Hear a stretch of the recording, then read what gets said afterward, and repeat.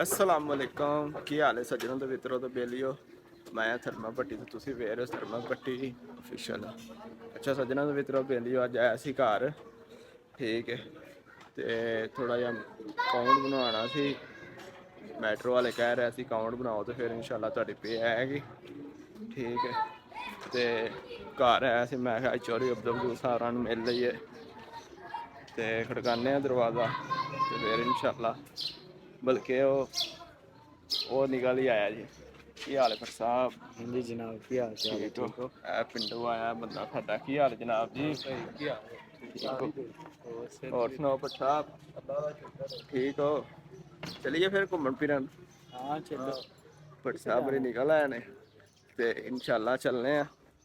भट्ट साहब बरी अजकल लगे ने काम थे। और भट्ट साहब कैसा काम जा रहा है? काम बस हैं ठीक जा रहा है जिवें काम जानते ने। सही है चलो ठीक इंशाल्लाह तुहानू मिलने हैं थोड़ा ओ माय अगे जाके नाले तुहानू आई माम बहाने जनता जुनता लो जी मित्रों वेखो रेस्क्यू टीमां पड़ गई ने ते रावी साडा जेड़ा है ना फुल पास होया की हो रहा है? ठीक है ना ते सरमंदरां दी फुल सलाह बन रही है जेड़ा है ना डुब के अंदर दी लेकिन ਅਸੀਂ ਆਨੇ ਮੈਂ फिर से गल पा दी फिर से ਅਸੀਂ ਆਨੇ ਆ ਤੇਰੀ ਜਾਨੂ ਨੂੰ ਜਾਨ ਹੋਰ ਲੱਭ ਜਾਣੀ ਚਾਚੇ ਨਾਸਰ ਨੂੰ ਸਰਮਨ ਨਹੀਂ ਲੱਭਣਾ।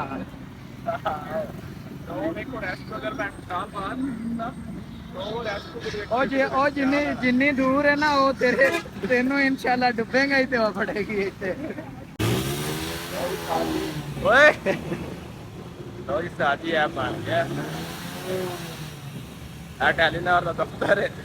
टेलीनार दा दफ्तर है ऐसे अकाउंट तो बन गया तो हम चलते हैं भट्ट साहब बरा गड्डी स्टार्ट कर ली है ठीक है ते हुण चलते हैं हुण इंशाल्लाह मंगवाने हैं जाके पैसे फिर करते हैं चिल ते नहीं ਚੇਲ ਹੋਣੀ ਚਾਹੀਦੀ फिर इंशाल्लाह जाके करते हैं फिर चलो जी अल्लाह हाफिज़ ते लोरी पैर ही खो के ले आया ते पाइए ठीक है। मैं ਵੇਖੋ ਫੁੱਲਾਂ ਲਿਓ ਕਿਤੇ ਪਾ ਲਿਆ ਬਾਜ਼ਾਰ ਦੇ ਵਿੱਚ ਪਾ ਲਿਆ ਬਾਜ਼ਾਰ ਦੇ ਵਿੱਚ ਪਾ ਕੇ ਲੀਲ ਕਰ ਰਿਹਾ ਸਾਨੂੰ